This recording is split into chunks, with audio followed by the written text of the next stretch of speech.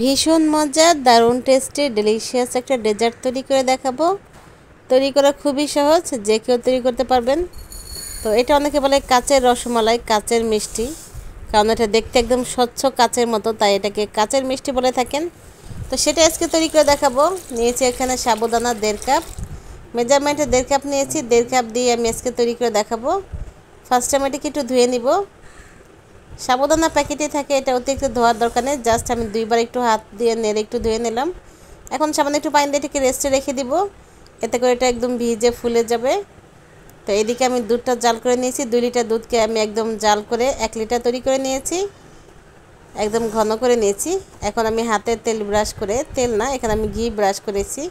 তো ঘি ব্রাশ করে আমি এটাকে সাইজ করে নেব। তো এই অবস্থা একটু নরম আছে, নেক্সট এটা কিন্তু শক্ত হয়ে যাবে। তো এখন আমি জাস্ট একটু আমি সাইজটা করে নিচ্ছি। নেক্সট কিন্তু এটাকে একদম স্মুথ একটা শেপে নিয়ে আসবো।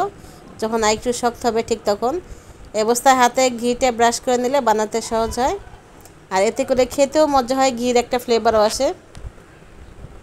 দেখুন এই অবস্থায় আমি অনেকটা করে নিয়েছি। তো নেক্সটে যখন একটু শক্ত ভাব হবে তখনই কিন্তু সুন্দর স্মুথ একটা সাইজ করে নিয়েছি। মাশাল্লাহ, দেখুন দুধটা ভালো করে জাল করে নিয়েছি, একদম মোটা সর পড়েছে। সরটা আমি ভেঙে মিছিয়ে নিব, যেহেতু আমি রসমালাই তৈরি করবো। রসমালাইয়ের ভিতরে সরটা মুখে লাগলে খেতেও মজা হয়।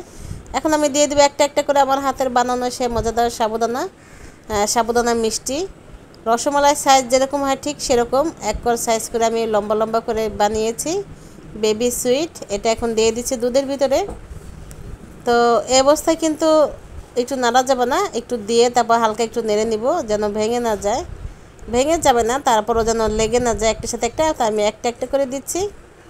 এখন চিনি দেওয়া যাবে না, যখন এটা সিদ্ধ হয়ে যাবে তখনই আমি চিনি এবং ভ্যানিলা এসেন্সটা আমি অ্যাড করব। সেই অংশটা আমার স্কিপ হয়ে গিয়েছে, দুঃখিত। আশা করি আপনারা বুঝে নেবেন। যখন সাবুদানাটা সিদ্ধ হয়ে স্বচ্ছ একটা কালার আসবে ঠিক তখনই এখানে চিনি অ্যাড করতে হবে। চাইলে আপনারা কনডেন্স মিল্ক ব্যবহার করতে পারেন। তো আমি দুধটা এত বেশি ঘন করেছি, কনডেন্স মিল্কের দরকার হয় না, আমি সামান্য গুঁড়া দুধও ব্যবহার করেছি। তো ওই অংশটা আসলে আমার ডিলিট হয়ে গিয়েছে। দেখুন যখন এটা সিদ্ধ হবে তখনই কিন্তু আপনি চিনি, কনডেন্স মিল্ক বা গুঁড়া দুধ, সামান্য একটু ভ্যানিলা এসেন্স অ্যাড করে নেবেন। ভ্যানিলা এসেন্স যেহেতু সাবুদানা কোনো আলাদা কোনো ফ্লেভার, গন্ধ বা টেস্ট থাকে না, কাজে সেখানে একটু ভ্যানিলা এসেন্সটা ব্যবহার করলে সুন্দর সুইট একটা ফ্লেভার আসে এবং খেতেও মজা হয়। দেখুন কতটা একদম পারফেক্ট হয়েছে আমার সাবুদানা মিষ্টিটা, কতটা সফট আমি দেখিয়ে দিচ্ছি। খুবই মজাদার। আপনার বাসায় কখনো যদি গেস্ট আসে আপনারা এই ডেজার্টটা তৈরি করে খাওয়াতে পারেন। খুবই সহজেই তৈরি করা যায়, বেশি উপকরণও লাগে না, খেতে মজা হয় এবং দেখতেও অ্যাট্রাকটিভ। খুবই মজাদার একটা মিষ্টি, মাশাল্লাহ।